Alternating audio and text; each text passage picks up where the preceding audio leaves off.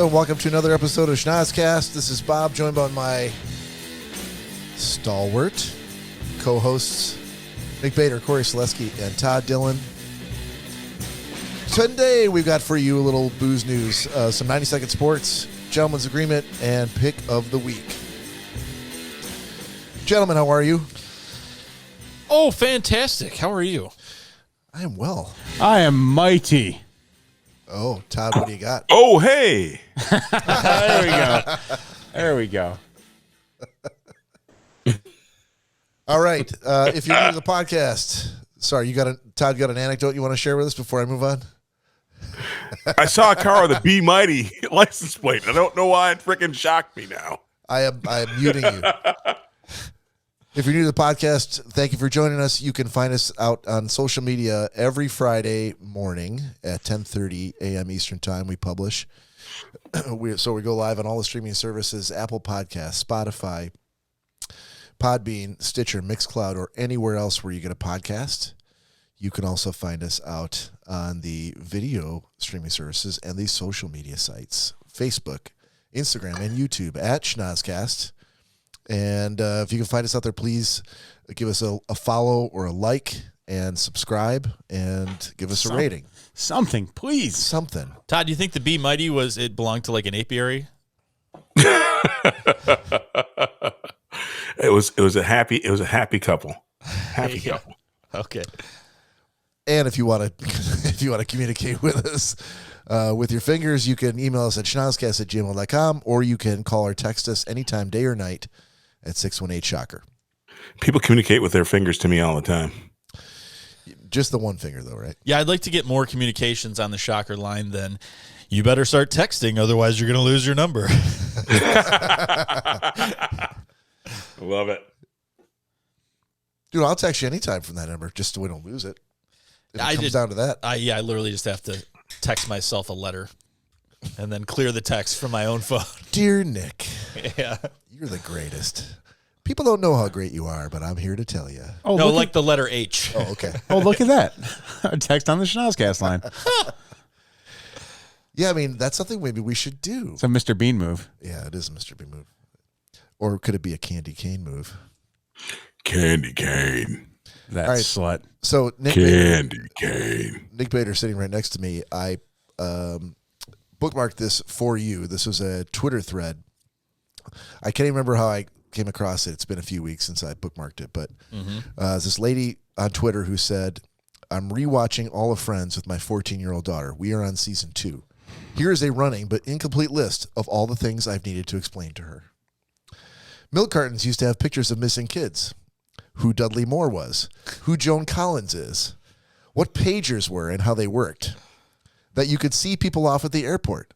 That you could meet arriving people at the airport gate, which you can't do anymore. The fact that if the friend's apartment were real, it would be worth millions of dollars. Yeah. What Bloomingdale's is. Who Demi Moore is. Here's one I actually can't explain. Chandler's mother has sold over 100 million books. If we say that conservatively, she's made $2 a book. She's worth $200 million. Chandler is an only child. She doesn't seem to have cut him off, and yet he makes Joy pay for a table that he broke. Yeah. How perfume samples work in department stores. Why secretaries answer office phones. What VD is, and how stock photography works. Who Hank Azaria is, and the fact that Minsk used to be in the USSR. What a green card is. What the ice capades are. Are pornos narrated? Only the good ones. Yes, exactly. Who Mr. Roper was. Why Monica wore a business suit to her chef Bad job. landlord. It would be nice if we can give each other the benefit of the doubt about the way we talk to our kids about stuff that is wildly imperfect in its representations or in the way things don't live up to our current standards. Watching stuff together is a great opportunity for these conversations. I've lived that because my kids are, came along at a time in my life where I wanted them to be interested in the things that I was interested in. So I, wasn't Friends, but it was Star Wars, or it was, Mr. Bean or whatever. And some of the things they latched on to, and other things they were like, fuck you, Dad. I got no interest in. You got no use to that. Yeah, exactly. You left one off the list TV. there. I left one off of the Twitter list from some other lady. I'm pretty sure, yeah. Okay, go ahead. Why the show is funny. No, not in the list. I'm pretty sure it was on there. Went down through the list. Oh, I did leave off, though, why people used to hold up lighters at concerts. How to responsibly split a restaurant check. What a hickey is. What a kickback is. The fact People don't know that? No. Not everybody knows that? Young kids don't know this stuff. That people didn't used to carry EpiPens with them everywhere they went. Hold on a second, Bob. Yeah. Kids, they don't give hickeys anymore? No. Really? No. In fact, I have a story. Can I tell this on the podcast? Not if you gave a kid a hickey. No. It's not. I was not. When he was a kid. So, years ago. A joke with my children, kids, and I'd suck on their necks. My kids were much younger, and I was talking with, it was at like a school function, like a football game or a dance or something like that. The kids were young enough where parents went to the dances and sat in the bleachers while they tried to dance. Pervs. I remember going to parties when I was in, 7th grade. And Parties? Ragers. Yeah, they were Like, teen skate parties. No, they were parties of kids trying to have a party. Yeah. Somebody's parents were gone for the weekend. Everyone tossed their keys in a bowl. It was like At 7th grade? No one had keys. all these house at keys 7th just grade, in the bowl. I tossed my car keys into the bowl. No. Exactly. Is everyone's I'm house, you know how confused. confusing that would be with everyone's house keys in a bowl? I was making a joke about a swingers party. Whose house does this go to? No. Yeah, listening to Def Leppard's Hysteria while you made out on the couch. That's what those parties were. But nowadays, the parties. This is what I was told by another mom of a kid. Right. Is that she had heard that the kids were doing. so she had heard. Well, I'm trying not Exactly. to Because their fucking camera in the intimate fucking that she room was doesn't work. involved in any way. Is this like She's the a nice vodka person. tampons? No, lipstick parties. What is Oh, that? yeah. Say it again? What's a lipstick party? I had never heard of it. I'm like, what's a lipstick party? And she's like, oh, Girls see how far they can go on. And every girl that goes to the party puts a different shade of lipstick on, and they guys take turns going into the laundry room, and the girls take turns blowing the guy, and whoever gets their color farthest down in his dick wins the prize. In 7th grade? Yeah, that I said the same thing. Probably right, the Todd? same- I was in 5th when we did this.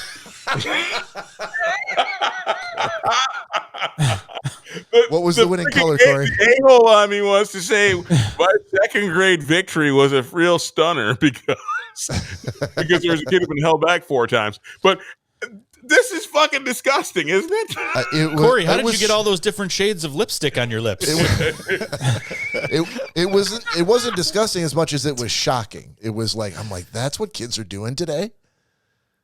Shit. Could not Weren't believe girls it. still gross when you were in 7th grade? I mean, they were starting to be interesting. No, Todd, Bob 7th, still 8th finds grade, them that's gross now. Well, But either way, People were kids. Wait a minute. yeah, So hold on. 7th or 8th grade. That's kind of when that starts. They're getting blowjobs in the 7th grade now. This was probably 10 years ago. So who knows what they're doing now? So like in the 2nd grade now, you're like getting a hand. No. 10 years ago in time. It was 10 years ago that I heard the story. 10 years have passed since I heard that. So God only knows what's happening in 2022. I'm scared. There's nothing you got to be scared about. Your dogs don't go to school. I'll tell you what. I I'm remember just- talking talking about an episode about butt play, and I'm pretty sure that would correlate into this as well. In what? to quote Ferris, He really in sneaks what that butt play into any conversation. I doesn't know. In what I know. way, Cory? I know. Is butt play the magic word that gets us 70 more listeners every week? he? No, Butt it's just play. If it's not Cory and Todd staring at art for 35 minutes wordlessly, then it's got to be. I don't know what it is. No, butt play. I heard about the vodka tampons though. I heard about that when I was in high school. Vodka tampon up my ass. But that didn't have anything to do with That's parties butt play. or like that. There was no benefit. That was just getting drunk There's and no no one could benefit smell to your me. breath. Goes right into the bloodstream. I never knew any kid who actually did that. Because I was an adult when I did it. Never knew it was one Bob's of those. like, don't pull my string. What's that? What's that hanging there, Bob? I'm confused. I am not sure how Gray squirrel, shake. I am not bushy sure tail. how we got on this line of thinking, but I'm very confused still. From you. So seventh graders now go to skate parties. No one's skating And- anymore. no, hold on. You're not telling anyone what seventh graders do now. You are merely. You are far removed from seventh grade. Yeah, I'm I'm a relatively. couple years removed from seventh grade. Yes. Yeah. I'm relatively certain that like mine and maybe Corey's generation was the last generation that went to skate parties at the skating rink. I'm pretty sure that's What do you mean, mine and Cory's? I'm the same age as you guys. I'm actually a little bit younger. That's right. Todd graduated 2 years under us. For those keeping track at home, he's the oldest member of the podcast. I think Skateland think I West agree. closed pretty soon after I graduated 8th grade. So They were like, "What are we going to do with these really wide shoes now?"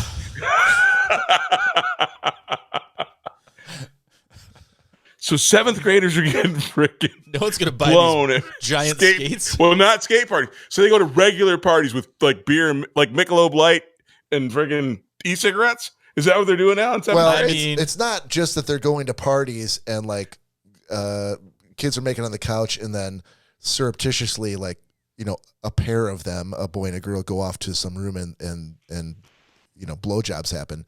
This seems like it's an organized like blowjobs are on the agenda. So Like, are the they're moms going like setting there this up?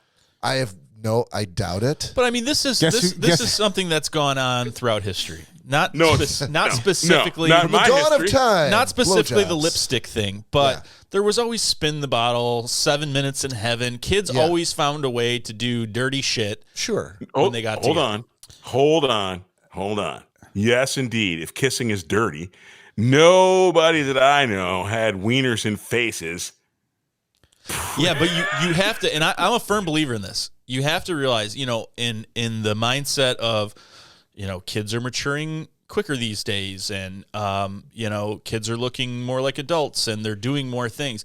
You have to understand that with the amount of hormones that goes into all the foods, growth hormones and things like that, you don't think that doesn't translate into the kids that grew up only eating food that had that in there, and then that's not gonna, if it's making chickens and different animals mature at a faster rate, that it's not gonna affect humans that are consuming this. This is really scary to me. You know why? This actually pulls forth the old saying, right? When your wife turns 50, you trade her in for two 25-year-olds. Because if they've been working the stick for frickin' an extra 20 years, by the time they're like 25 years old now, they know their way around a wiener. You know what I'm saying? it's already old news. I thought he was really concerned about his chickens. Yeah, but I guess at 50, wouldn't she really know her way around a wiener? One wiener. That sounds. But it feels like if you've been freaking trying to win contests at freaking skate parties, I keep pulling that at freaking house enough with the parties, skate parties. ragers. You've been freaking doing tricks at freaking ragers Todd's with like, if you're in a closet Jell-O sucking shots dick and at a whatnot. discotheque. But I will say though, all the lipstick parties I've ever been to, the mom was usually the winner. No one invited You know you to why? any parties. It's not the years, it's the mileage. Yeah. Oh, she always knew what she was doing. Yeah. She's been practicing on that one wiener. You want to give her a shout out? Well, 3 Address, wieners. maybe a telephone number? Yeah, I mean that was some years ago. I mean maybe.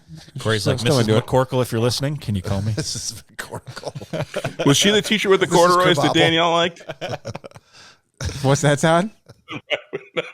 That was a bad joke. Yeah, we're gonna skip that.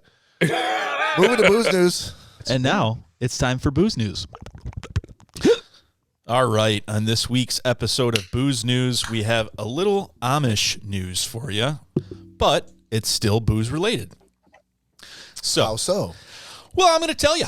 Don't you worry, Bob. Do So, the Amish not drink? They don't drive. No, they drive conveyances. They drive just in the dark because they don't have electricity.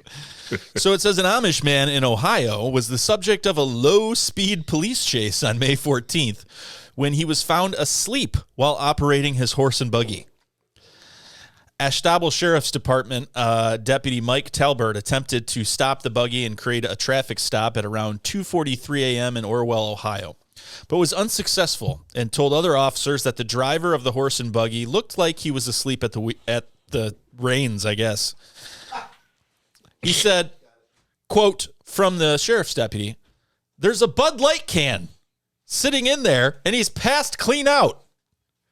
Oh, this is like some deep South sheriff's deputy. He's passed clean out. He's passed clean out, Talbert said. Ohio. We got a drunk Amish guy passed out in a buggy.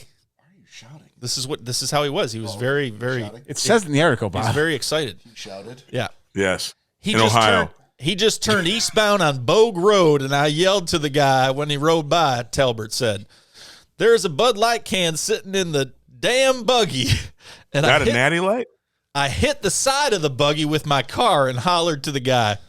He's passed clean out. He's slumped over. Isn't this an Ohio-based story? Well, remember, Ohio Ohio does border Kentucky. It does. There is a anything wrong with certain that. point. Dude, I was traveling to Tennessee, and we stopped at a convenience store on one side of the Ohio Bridge. And everyone's like, "Hey, can I help you? Is there anything?" And then we stopped at one right before you go over the Ohio Bridge. And everyone's like, "Hey, y'all, welcome. And I'm like, whoa, this is Ohio. How does the bridge in this river separate accents? It didn't make any sense to me. Dude, But you anyhow, can go 15 feet and drop 75 IQ points in Ohio. I'm telling you. So police initially responded to 911 calls from people who claimed that the buggy was all over the road. After pursuing the horse and buggy at a low-speed police chase, the deputy eventually blocked the buggy with his car, and the buggy ran into the cruiser. So obviously the horses were idiots as well. No, that's bullshit. 'Cause the automated So far, we've horses are not insulted supposed to Ohioans, recognize Kentuckians, cars. horses. Horses from Kentucky. I can't wait to look at our charitable numbers next Oh, those week. are Kentucky blue horses. Tanking. The person operating the horse and buggy was identified as Nathan Miller, who took a breathalyzer test and registered as a .063, according to police. So he wasn't even drunk. Really well. 0.063. Miller- Exactly. But how does People he wake up pass- on Sundays with .063. The Amish work hard. It is 2:43 in the morning, so that horse could have been out of control since 2 a.m. So he had time to burn off that alcohol. Said Miller was arrested and charged with operating a vehicle while under the influence. And that's Technically, the horses booze were news. operating it. I think that's just, it's a Tesla They asked with the horse. real horsepower. They did interview the local news station. Tried to interview the horse to ask if he would give a response, and he said nay. Apologies to those folks in Ohio, Kentucky, and all horse owners everywhere. And horses. And joke tellers. Yeah, joke tellers. Or comedians, as some people might say. And we see him heading in that direction. The 20. He's going for 40. And it's 90 seconds forward. Hell yeah, it is. Bring it, bitch. So this week for 90-second sports, instead of letting these shots that Bob poured sit and get even warmer than they already are because it's not that cold, we're going to do a shot real quick, and then we will go right into that 90-second sports. Todd, you got something for us? Oh, yeah. Todd, what are you drinking tonight, Todd? Let me guess. Crown Apple? Son of a bitch. Crown fucking- Apple is going to be my fucking shot. And I know what the Black Batman drinks. bourbon cask something. Bourbon Cask IPA? Not today, sir. Not today, sir. Not I'm today. I'm drinking a little Iron Horse Hazy IPA, and it is fabulous. Iron Horse Brewing. Todd, make real, really good real beers. quick, too. Yes, sir. Yes, sir. That coat you got draped over behind you, Yeah. hang on to that. I'm going to need that for an art installment. Yeah, it's a nice blue coat you got there. Dude, Are there postcards in the pocket? there are. That is a work of art. We got to talk about that. All right, raise your glasses, and let's do a shot. Please join us. Cheers. Salute. Woo. All right, Mr. Todd Dillon, Sweet apple papple. you are on deck. And, sir, Yes, sir. 90-second sports starts But now. I can't see. Well, wait a minute. I can't see the thing. I can't see Go! Hold on. We'll tell you when it's done. I can't see it either. And your 90-second sports starts now. Perfect. Take your time. I don't really like baseball. I used to like baseball. I used to like play baseball. You're wearing a baseball jersey? It's a Red Sox shirt, isn't it? Yeah. Well, it's baseball season, right? But I'm like, and I try and turn it on, and I love where this is going. I started. This is why I started this way. I want to like 30 it. seconds already. I want to like it. I want to love it. I used to love it when I played it. I liked it. I even liked it a little bit when I played softball. Used to like baseball. Where's the news? Yeah, get on with it, Cecil. I never knew this was a segment where you guys heckled me from the bleachers. Well, maybe this is how we get followers. Maybe, but and I'm glad that you guys are asking these pertinent questions. Why are you talking like this, Todd? If this is a sports segment, and you don't like baseball. I actually found baseball that I like, and I know this isn't a booze news segment, but I found a news article that is pertinent to this. Meet the Savannah Bananas, who've captivated fans in the Major League Baseball. We exist to make baseball fun. These mofos on a walk, dude, everybody's got to touch the ball before dude gets to the base or dude is safe. These guys are doing flips. They're making baseball fun. There's Unfortunately, action. we'll have to hear about the Savannah Bananas next week because that was 90-second sports. That's some bullshit. I was just getting started, fuckers. First of all, you paused for 10 seconds twice at the beginning. Because baseball is so fucking boring Then that you- I wanted to give you this sense of what it's like. Th- You know, then this you needs to be told 2 us minutes with- and 90 Hold seconds. on. With an Hold Atlanta on. Braves shirt and a Boston Red Sox or shirt and an Atlanta Braves hat, you told us that you hate baseball, but you specifically Dude, this changed is a it. Boston Market frickin' delivery shirt. You don't know what I'm wearing. I've never been prouder of Nick Bader to know that was a Braves hat. No shit. No shit. Someone who doesn't like sports. I know I'm what's going on. impressed, sir. I know enough. That's I get by. Lion squirrel gets a nut every now and again. You never know. Exactly. You know, Broken clocks, baby. Broken clocks. Yeah. twice a day. Thank you, Todd. Word. That was enlightening. Moving on, sir, to gentleman's agreement. Oh, it's the MF and Gentleman's Agreement. Oh, done. All right. We are going to give Nick Bader a pass this week.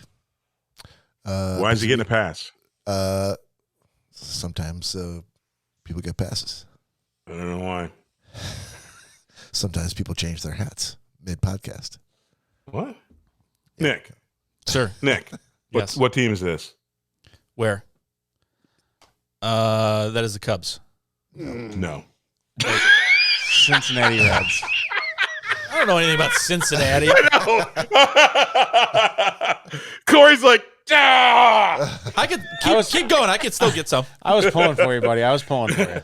I mean, it's pretty close. He's leaving. All right. Look, Cory, you would have won. How many baseball hats does he have nearby? Oh, he's probably got a fucking. What the fuck? Wait, hold on. Let me see. None of you will get this one. Oh, Yeah, well, wonderful. Thanks. But it's a real hat. I'm sure it's a real hat. I can see it. It looks like a newer version of the New York Mets symbol. You are close, but this is the San Francisco Giants, other side of the country, baby. How was he close? Yeah. What was the close part? Yeah. He had the sport right? Well, he had a Y in it. All right. I was going off the symbol. That's the Tennessee Tens. Cory, you had to watch Antoine Fisher. Antoine Fisher. Okay. Oh yeah, Todd Dillis, man. Todd, Yes, sir. I'm going to start this by saying fuck you, sir. Fuck you big time. First gentleman's agreement I have ever shed a tear at. Damn. I got choked up, man. I got real choked Damn. up. Oh, hold on. This is a good fuck you? Yes. If All you like right. getting choked up. Keep going. It's a very, very emotional movie, based around a young man that's in the Navy that has some emotional issues and distress that he works out in the wrong ways.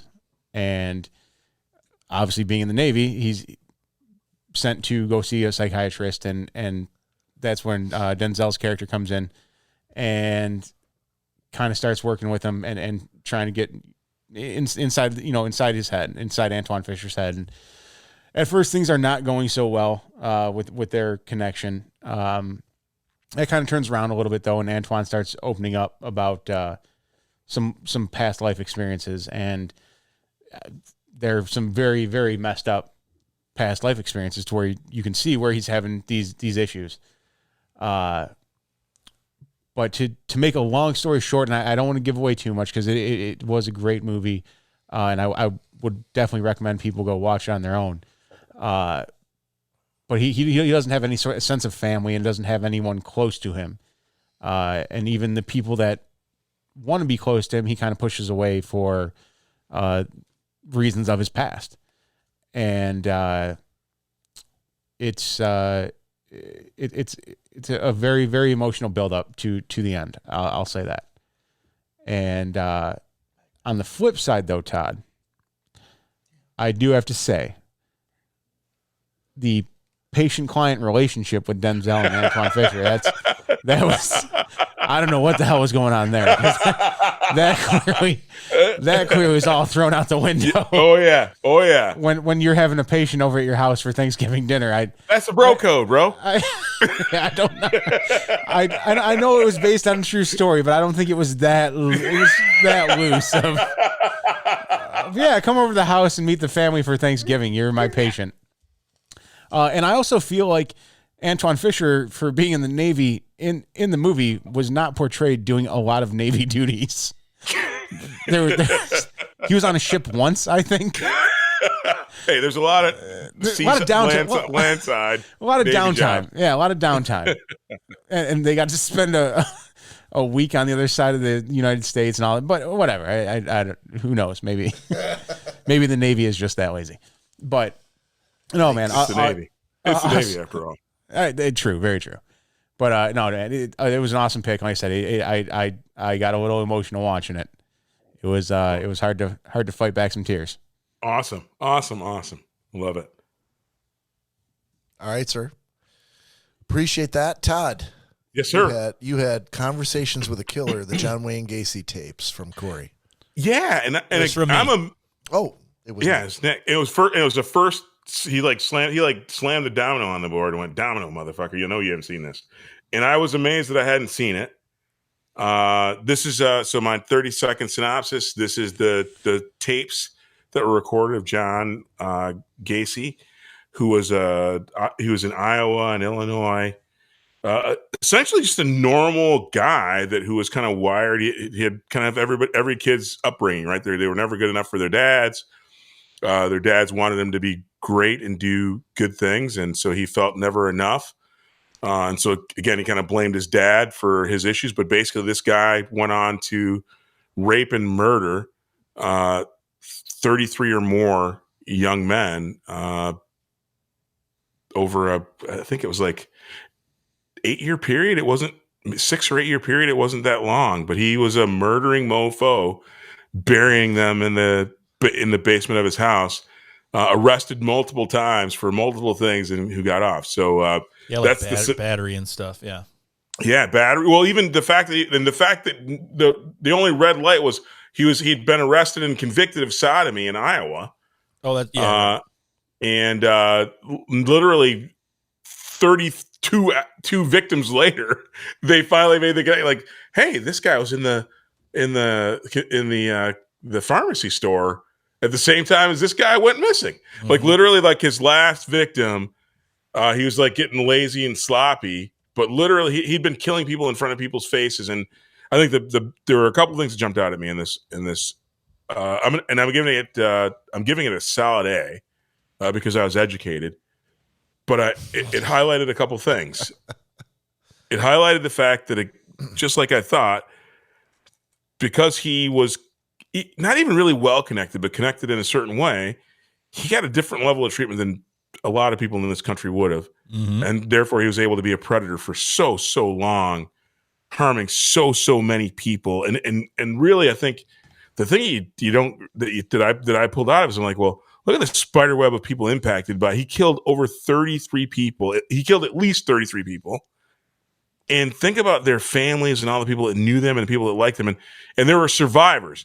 And I thought that was the one thing that was pretty interesting. Some of the survivors, I and then this is really going to sound really sad, but I'm like, man, you're telling a story in very much a way that you don't want to be more ashamed that you are, but it just shows you how vulnerable people are at different states. Because there's one victim, and again, I'm not shaming or blaming, but literally, if I was with my crew and they're like, "Hey, this guy's awesome. He's buying us alcohol. He's only 10 years older than us, and he wants to come party with us tomorrow," and we say, so that we make sure this guy who's 10, 20 years older than us can get to our place. Why don't you stay in the night with him? And so I can give him directions to where we're going to party tomorrow night, because we can't write down directions of the road. So this kid stays the night with a predator, and then not once but twice he's actually freaking semi-assaulted, and he still rides back with dude to his town to tell the story. Like, he lived. This guy was killing 90% of the people he interacted with. There were a couple of survivors. I thought, even though it was a very true story in the tapes, wow, the double standards here let a predator get free, and to hear his voice, he sounds a lot like a lot of people today. It was an amazing thing. If you haven't seen it, see it. I give it an A. It's disgusting, but people should see it. Yeah, I mean, I think it's knowledge is power, and yes, knowing this and knowing that, he was a wolf in sheep's clothing, for so long. I mean, this guy, it was all about social status. He was tied to, the Kiwanis clubs or whatever, and the JCs. The JCs. He could get on the phone with the chief of police, the drop of dime. Hey, John, what's going on? First name basis. Even worse than that. Hey, there's policemen following me. Can you figure out why they're following me? Yeah, and yeah, that was, again, that's another level of. That's an amazing level of privilege for not a guy in the police force, right? It's like, oh my God. There were so many people that caused him or enabled him to not get caught, because so many people stuck up for him. They're like, this is John Gacy. Listen, you don't want to bark up that. This guy is an upstanding community. He donates all his time. He does all this charity. This is John Gacy. Leave this guy alone. This is you're talking to the wrong person. What? Excuse me. And I've seen it as well, and it is very shocking. And Todd, I definitely agree with you too. To hear his actual voice and how he discusses everything, it's very creepy, and you get to chill up and down your spine about it. But to touch on your outlook on it, as far as like, oh man, I can't believe that happened. That just the different times. Like how trusting everyone was back then. Mm-hmm. Like you said, but it's not different. The thing that's funny, Cory, I mean, I don't want to get too deep in it, but that's the interesting thing. I mean, there are conversations that people will have that are friends of mine that I'll never ever be privy to for a reason. And the fact that this guy sounded like everybody in the day. I mean, ultimately, it feels like the guy. He would have been a friend of mine in the community that I lived in, because John Gacy. He's a volunteer. He does these things, and like I said, but he was privy, and I mean the people. The fact that people did know, but nobody was like blindsided or hit from the side when like it all came out that it was him. Nobody's like, oh my God. They're like kind of knew that he was dirty, but he was like in. Yeah, it makes sense. Yeah, it was crazy. You could tell in his voice that, with all the different criminologists and criminal psychologists that, study things like this and say that, you can literally hear in his voice that level of empathy, that portion of your brain that, feels bad, or, that moral compass. He just didn't have it. He's authentic. He didn't seem like he didn't think like he was using them as an object, and that was it. Didn't feel like there was a problem, And he was authentic. And that's the scary bit. I mean, if you're authentic, people glom onto that, and if it's in a positive direction, that's good. If it's in a negative direction, it's bad, and it leads people to blind spots. I thought it was amazing. It was amazing. I was, again, thank you so much, because I was uneducated about a thing that 33 people died in our country, and it was in the news. It was in everybody's, no matter where you live, people were covering this story. And I'm like, I'd heard the name before, but I had no idea of and that's what I thought. I'm like, holy cow, this person killed 33 plus citizens of this country, and I was blissfully unaware. Oh yeah, and that's what, Texas Chainsaw Massacre and stuff like that was created after, was John Gacy and no, that was Ed Gein. Or that was Gein? Gein.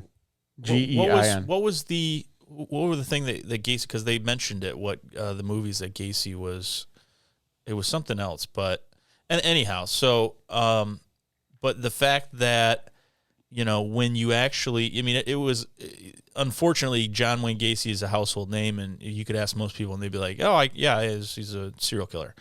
But I didn't know much more than that, like you, Todd. And I was going to say, if you said it to me, I would have said John Wayne Bob. I was thinking like John Wayne Bobbitt. I thought it was the dude who got his wiener cut off, because there's John Wayne the Duke and a bunch of other John Waynes who did weird things. And so as soon as I saw it, I was like, huh. I wouldn't have been able to. I'm like, the name I would have recognized I did recognize instantaneously, but what he did, and he killed 33 people. It's not top of mind. That's the thing, right? We know the Unabomber, and I don't even know what the hell he bombed.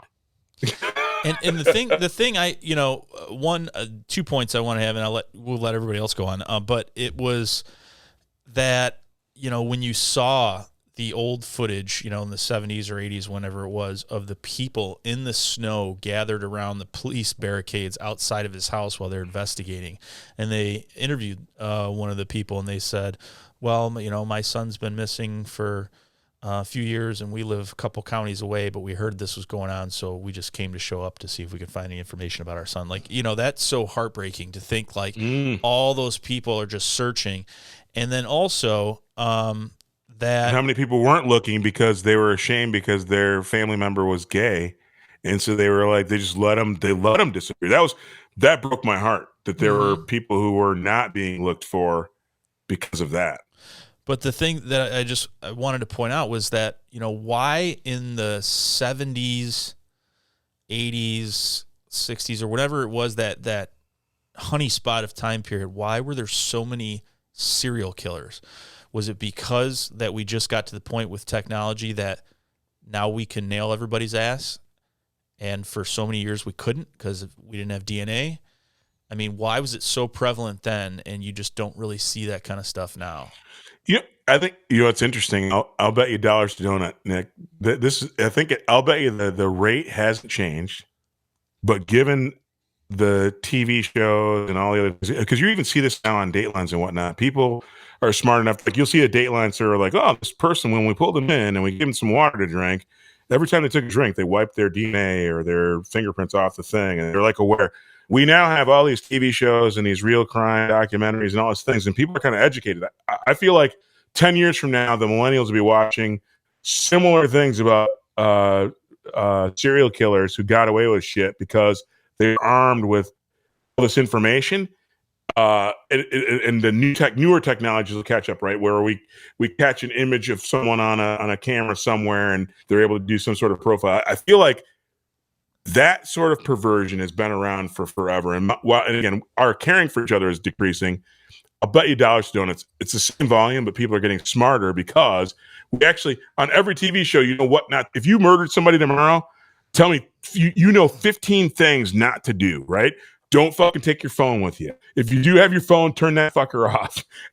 Get somebody to tap to call somebody somewhere else. I mean, like right now, you could plot out that thing. I'll bet you there's a bunch of serial killers perpetrating bullshit. And because we're such a big nation and a divided nation, there are a set of people going missing that we won't catch for 10 years. And be like, holy shit. Todd, I'll definitely agree with you there on the fact that it's definitely still happening today. But the Gacy and Bundy and all that was so long ago. Now it's becoming a big thing because everyone's starting to get on board and hear about it, and they're making all these films on it. So I would almost guarantee, 10 years down the road, there's going to be absolutely, because they're not even reporting on Native American women in Washington State. Native American women are going missing at a crazy rate. and that was my other point to it, is that, yeah, you're not hearing about all this stuff in the news like you would back then, because everything is news. There's other today. shit dominating the news. Everything is news. Everything's dominating. Yep, So great point. you're not hearing about the Indian woman going missing in Seattle, because there's just other stuff trumping that, unfortunately. So I think, yeah, it's definitely still going on, and there are predominant serial killers out there still.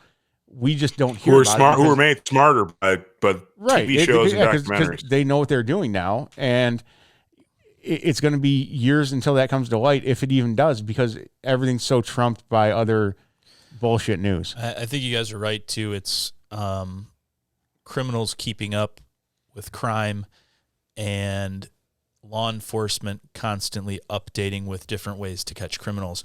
And it goes back way further, but in Scotland Yard, when they first started taking a boot print, and then they discovered how to take fingerprints, and then it came over to the US and they figured out what blood spatter was, and then they realized what they could do with UV lights, and then they figured out DNA and profiling. And so, yeah, in 10, 15 years time, it's going to be something we don't even know about today, that they're going to be like, yep, this wasn't around back in 2022, but now we can go look at some old cases that are open, and we can use this technology to now catch these people, Well, I was going to say, who hasn't watched, if you're not a TV watcher, but if you watched any movie or whatever, you watch Law & Order and you're like, oh, so he downloaded an app that was you were able to schedule a call to call somebody 3 hours in the future or 4 hours in the past or something. I mean, it's like, holy shit. Like, if you watch Law & Order for like a whole season, you'd find 15 more ways to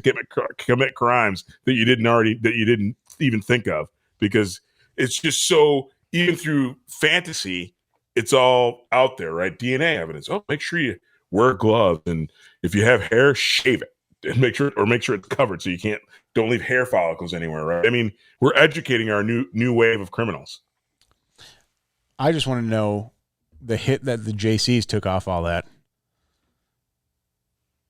Yeah, who knows? There's no documentary on that. There's not, mainly because how's the JC's different than the Kiwanis or the freaking, you name, they could choose a new name. JC's probably two dudes named Jim and Chris. Charles. No peanuts in the JCs. Exactly. But Honest Peanut Day. Yeah. It's one of those things that I often tell people, when people try and criminalize or, impugn an entire community. You have to be logical and think, what is someone going to tell you? Oh, I had this friend of a friend that was a firefighter, and he murdered his wife. All they hear is firefighter. Firefighters murder. That's all they hear, and so you have to understand, when you get a large enough group of people, you're going to have some bad apples, and it's just, that's the way it's going to go. It doesn't necessarily reflect, unless they let it happen, that organization. 100% agree. All right.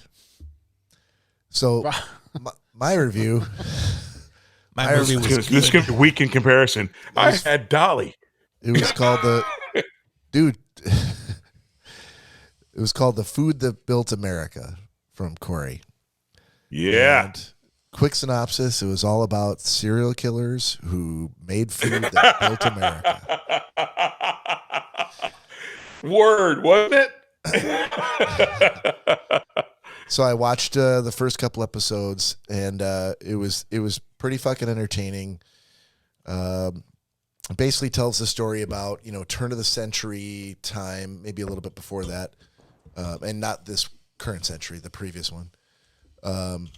Companies like Heinz and Kellogg and Post and Hershey's, how their rise to power, how the companies kind of came to be, how they saw a need, each of them individually, and filled it.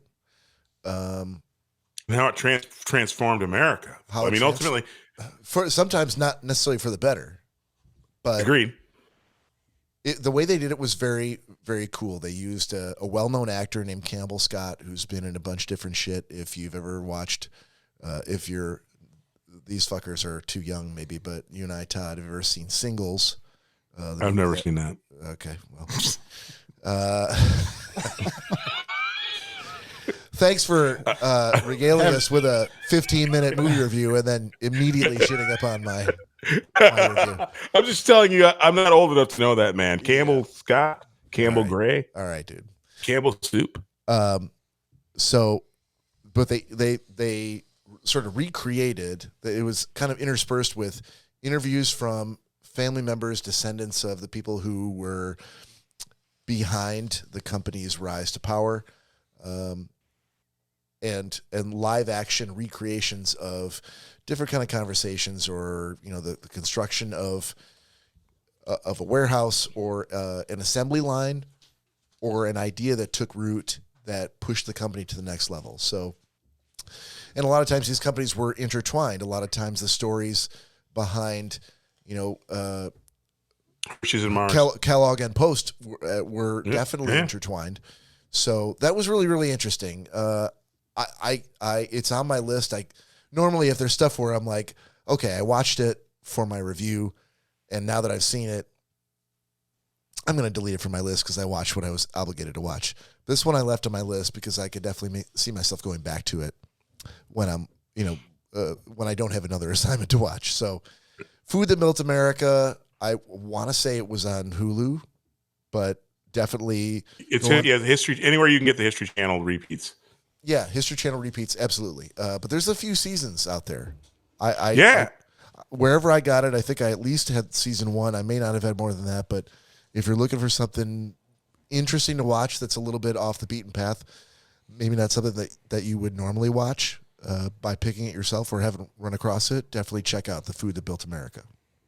Hey Bob, and to one last little label of if I watched that. If he says fucking serial killers again, I'm definitely muting his mic.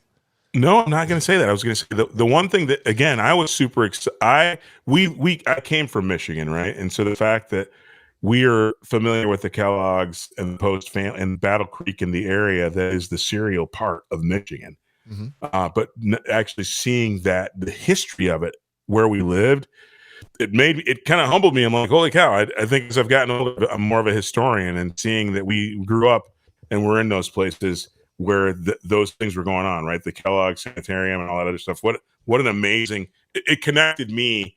I felt connected to the story as a Michigan. 100%. Especially having transplanted to the East Coast, then the West Coast.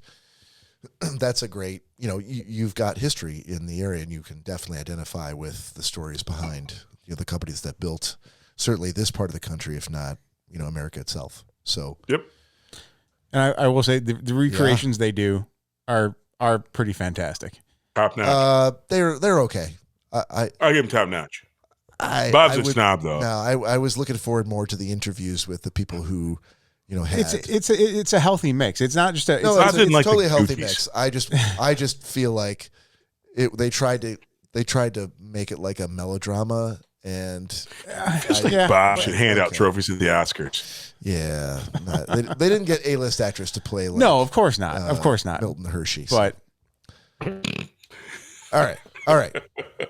New assignments for next week. I have drawn Todd. Cory has me, and Todd has Cory. Oh, I have Cory. Yeah. Damn it! Oh, you love. I had him. Remember? Right. Do you remember what happened last time? Yes, I do. So I'm gonna let Cory go first because he's got me, and then hopefully Todd, that'll give you some time to think. Yeah. So Cory, what do you got for me? Oh man, this one's a little rough because I don't know if I have anything left for you. Do I need to go first then? You might have to. All right, I have Todd. Yes, sir. Todd. Yes, sir. Let's hit the low-hanging fruit that there's a pretty good chance that you may have already seen. Have you seen Barry? Barry is it's a no with Will Hader. Bill Hader, yeah. I haven't seen it.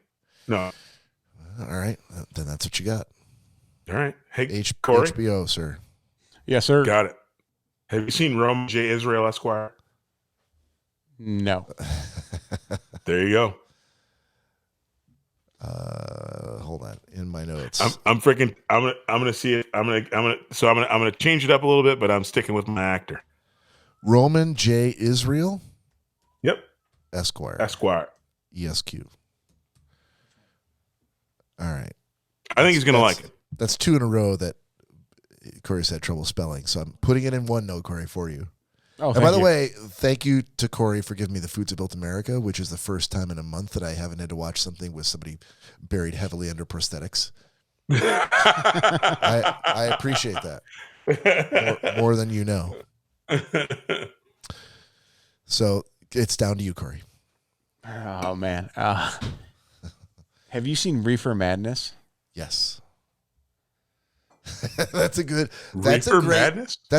pick, though. You should keep it in your list because apparently Todd hasn't seen it. It's gonna. I haven't seen it, but I'm gonna watch it. I'm gonna watch it tonight. No, Todd. No, he's not. I guarantee he's not. He's got a friend's wedding to worry about. He's got travel. He's got dinner to make tonight. Dogs to take care of. And the bird flu. And fantastic travel here. Yes, please. Yeah. People don't die from it, but chickens do. Oh, now you're concerned about your chickens. I always have been. I see. No. I love my ladies. There's a point in the podcast earlier. God, Dylan loves was ladies. impugning all chickens, and not a word from you. I love all the hens out there. All the hens. That's it. We were talking about lipstick parties, and somehow it came back to chickens, and you were like, "Oh no, my chickens. They fuck them. They go to lipstick parties." No. I love my hens. Never send your chickens to a lipstick party. That's the lesson here. They all come out winners. It's those roosters that are taken advantage of. Oh man, stupid cocks. Bob, have you, but they're game. Hey, but they're game. Have you seen Citizen 4? Citizen 4? Yeah. Citizen King. Nope, he hasn't seen it because it's a horrible movie. You're a horrible person, Todd. I'll check. I'll check after the show. I don't think so. All right. What are you laughing about, dude? You haven't seen it either. No, I think it was the comment I made after. It's a horrible movie. All right, we got a shot in front of us, guys. We're going to do this before we close out the show. Do a cheers. Cheers. Hold on. Todd's got to reach into his Machu Picchu. His gold line vault. There's a little bit of latency between Detroit and Seattle. His highly expensive gold line cooler and pull out his Crown Royal. Pour himself. It's not a gold line. It's a Bacardi Breezer cooler. Ever tell you the story about from your Bacardi days? It is. Nice. Wow, Cory, for a brief second, I looked at Todd's image and I was like, dude, what's that old TV next to you? Oh, look at that. That is a relic from a days gone by. Bacardi Breezer cooler. I have a ton of stories that I'll tell you at your wedding, Cory. About Bacardi Breezers. Something tells me that getting Todd to tell a brief story at the wedding is going to be tough. Yeah, indeed. Tell a brief story? Yes, I agree with that. Yeah. Tell a story. No, I'm very sure we can do that. I'm sure he's going to tell a breeze story. So, hold on. So, here's to Todd, safe travels. Thank you, sir. Next week. Here's to Cory, who may already get married. Not sure when this podcast is going to air. He may already be married. He might be married. He might get married. Hey, good job at that wedding. Thank you. And here's to Nick's grandma. It went off without a hitch. And Cheers. to Nick's grandma. Nick's grandma. Be well.